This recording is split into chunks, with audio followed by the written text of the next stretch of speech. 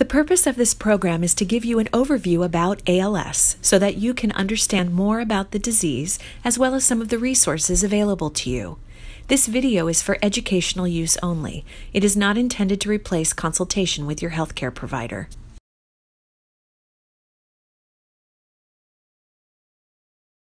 So let's talk about familial ALS. There are two kinds of ALS. That which just happens. It's sporadic. It just happens. We don't know why. And then there's a specific gene that runs in the family. So familial ALS is when it's running in the family due to specific genes. If you take 100 people who have ALS, 90 of them will be sporadic and 10 will have familial ALS. There's at least one other person in the family who has ALS. And we have identified genes. The Sod1 gene was the first gene that was identified, I think it was about 1993, thereabouts, when Tipu Sadiq and Bob Brown, scientists at two different institutions, identified this gene. It was really, really exciting. And that led to a mouse model for ALS.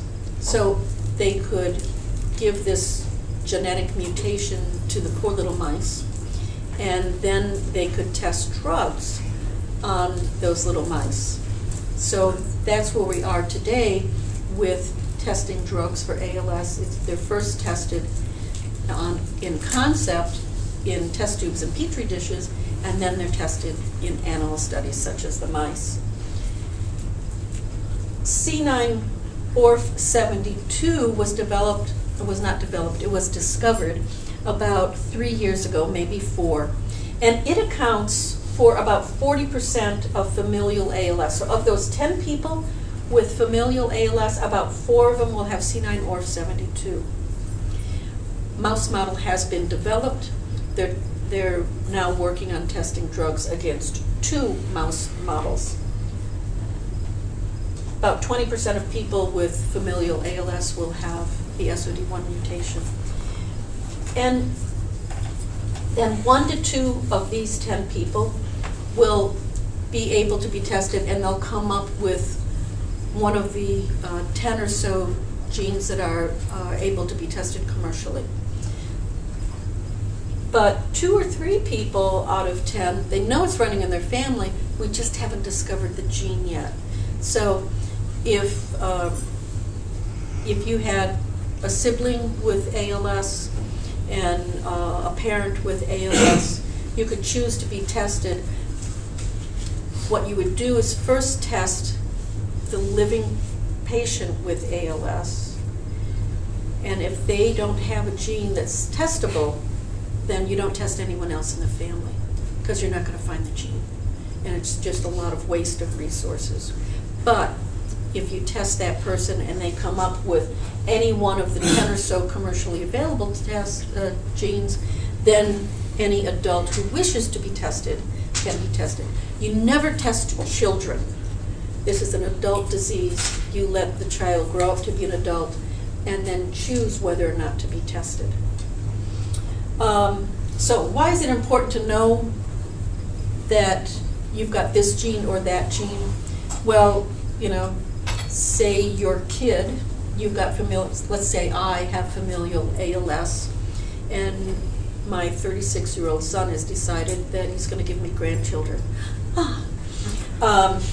He might want to know whether or not he carries that gene, so for family planning. And then we've got new drugs that are being aimed specifically at Sod1 and C9orf72. That same technology that was used for the genetic form of spinal muscular atrophy in the babies that has been absolutely landmark in that disease, that technology is coming for these 2 kinds of genetic mutations in ALS. Just really exciting. I think this pie chart is very helpful, and it gives you an idea of those 10 people out of 100 who have familial ALS. About 20% will have the Sod1, about 40% will have the C9orf72, about 38% will have an unknown gene, and then there are a gazillion little genes. I only put a sampling up there. There, in a research lab, there are over 20 genes that can be tested for, commercially about 10 right now. And this is about a year old, and it feels like that genes are being discovered every other week. Now, that's a gross exaggeration, but there are new genes coming along. The technology that's available for gene discovery is just going gangbusters. So when familial ALS is passed from parent to child, what happens is it's passed for the most part in an autosomal dominant fashion. So the boy or the girl has an equal potential of getting the disease. Each child would have a 50-50 chance of getting the disease, which means that if you have 4 children, each child has a 50-50 chance. Think about flipping a coin and getting heads 4 times in a row. It certainly happens. So your 4 children could miss the gene, all 4 of them, or any combination thereof. So it's an individual toss of the coin for each kid, and it has no bearing on being passed from a mom or a dad to a boy or to a girl. And on expression of the gene doesn't change it. Doesn't change at all with gender. Is it possible that it could go past for another generation, go down more than, you know? Absolutely. So he's got the disease. So your brother has the disease, right? Yes, he just, right. Yeah. And your brother has a son. That son has a 50-50 chance of getting the disease. He's either gonna get it or he's not gonna get it. It's like being pregnant. You either are or you aren't. There's no halfway. So, you know, your brother might very well want to be tested. And then, how old is the son?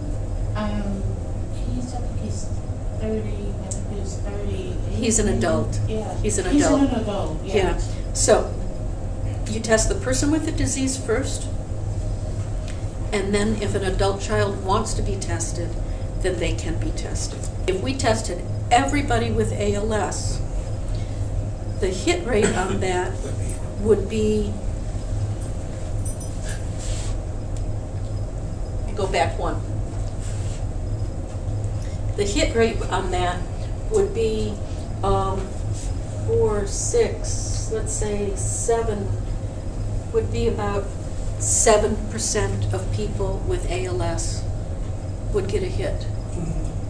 And if someone has it running in their family, then the hit rate is much, much higher. So multiply that by 10, and instead of being 7%, it would be 70%.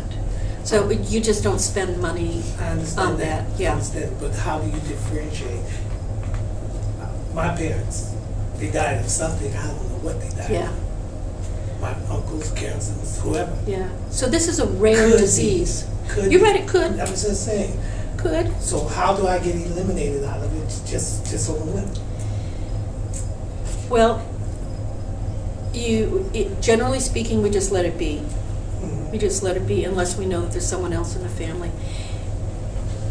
If you press your doctor and you've got decent insurance, then you can get tested. So, okay, Yeah. it comes down to that. If It's I have the right corners and punches, I get Yeah. chosen. That's what I'm thinking. Okay. Yeah. So the likelihood of you carrying this as familial is infinitely small. So we, generally speaking, would not test you. Possibilities. But if you're very, very concerned about it, it's keeping you awake at night. It is.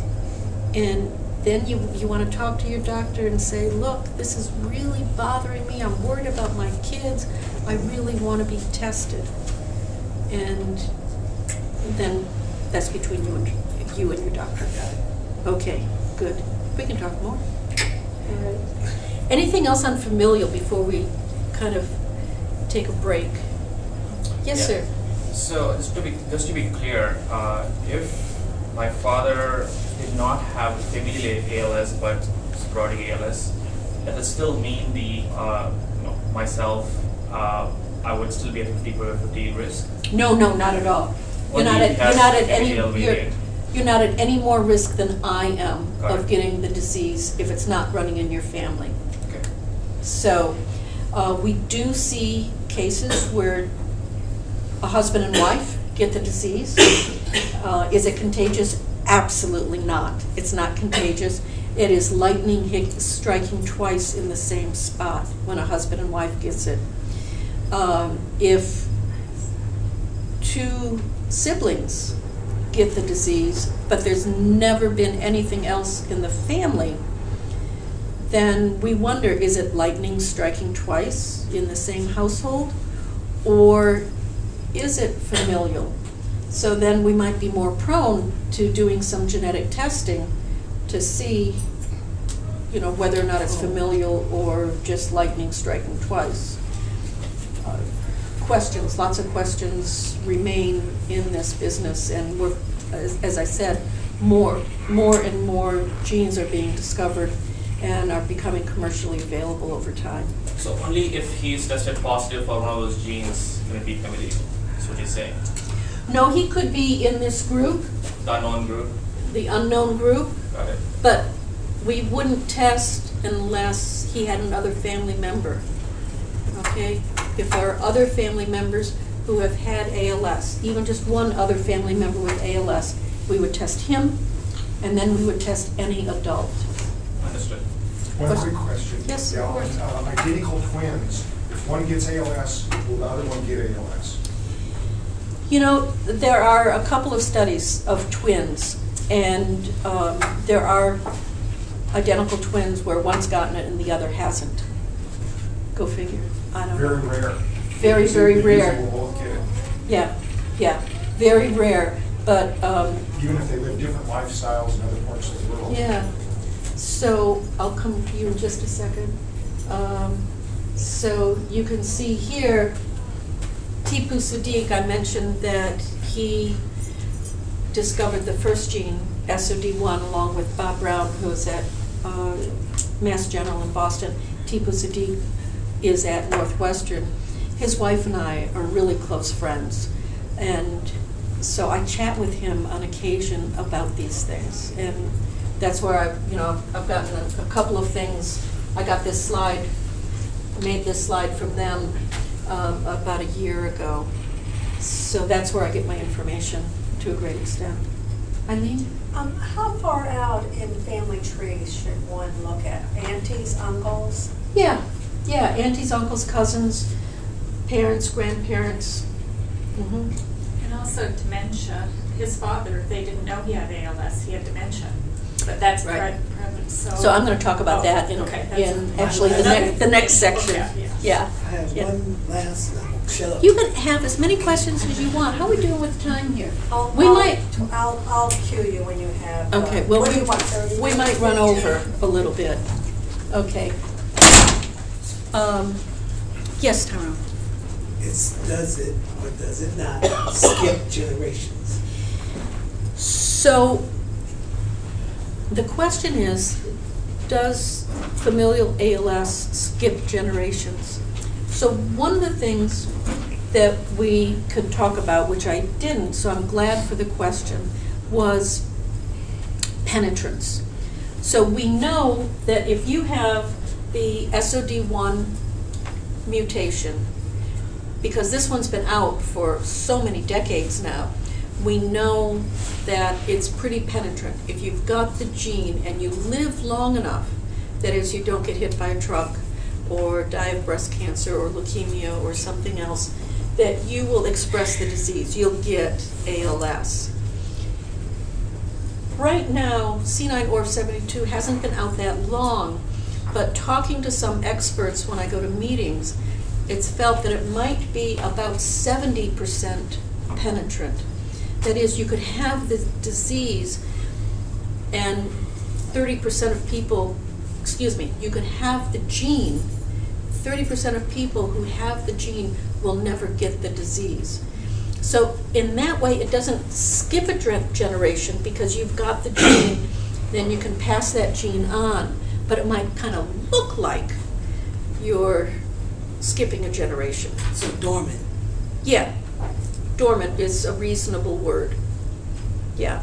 The technical term would be obligate carrier. Okay, I'm not technical. All right. The point that I'm making, again, going back to the... You're worried about your Yeah, kids. I'm worried about it. Of course. Yeah.